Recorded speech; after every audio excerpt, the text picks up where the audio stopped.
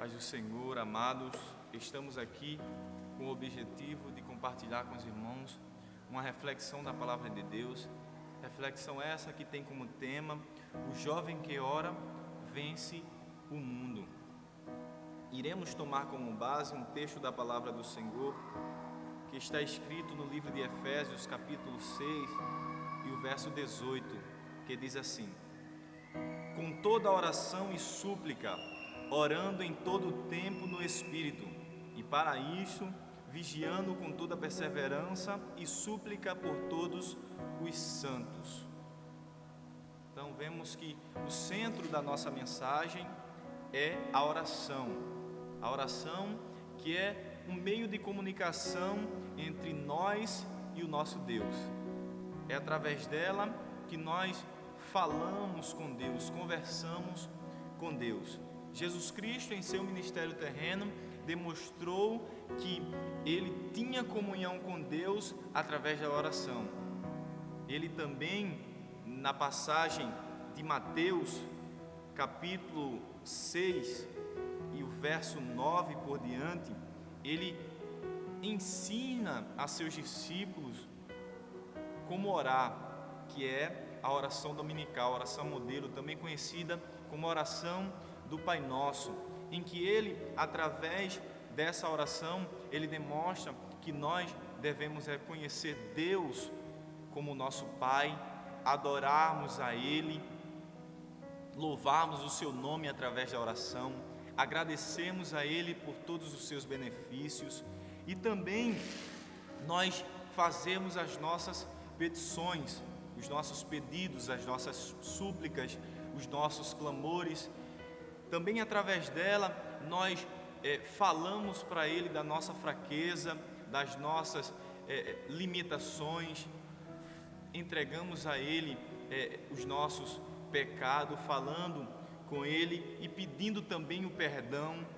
Então veja que a oração, ela é crucial, ela é muito importante para o crente. Então o crente que não ora, ele torna-se incompleto, falta alguma coisa.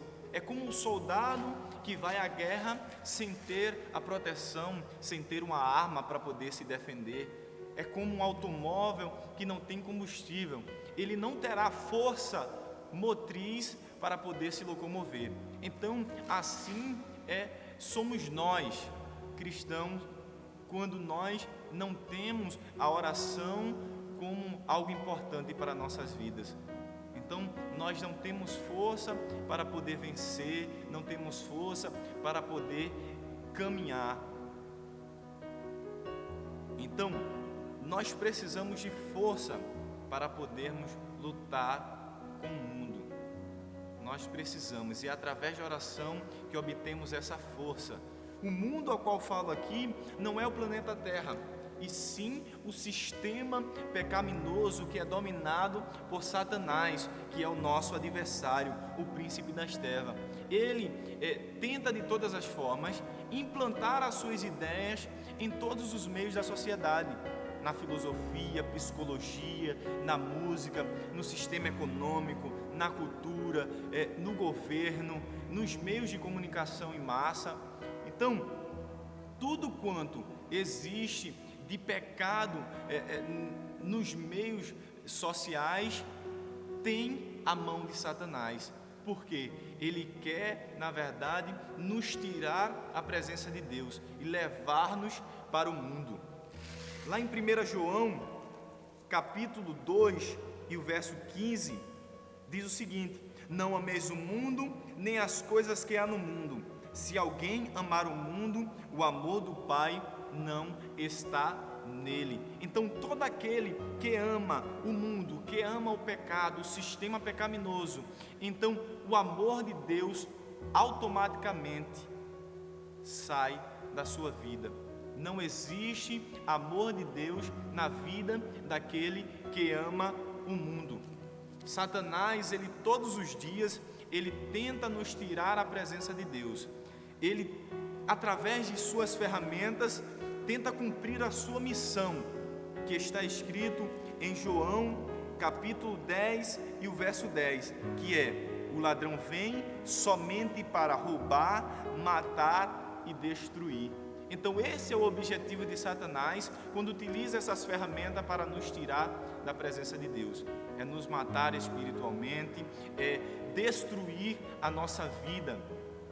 Então, que nós tenhamos cuidado com isso e busquemos mais a Deus, busquemos mais comunhão com Deus, porque Satanás não tem mais esperança. Para ele já não existe mais esperança, ele já está perdido. E o que ele quer é levar muitas pessoas, iludindo essas pessoas, levar para um mundo de perdição, por caminho que levará para a morte, que tem o seu final, a morte. Então tomemos muito cuidado, busquemos mais a Deus. Tomemos o exemplo de Jesus Cristo, que em Mateus capítulo 4, o verso 1 fala que Jesus, ele foi levado ao Espírito ao deserto, para lá ser tentado.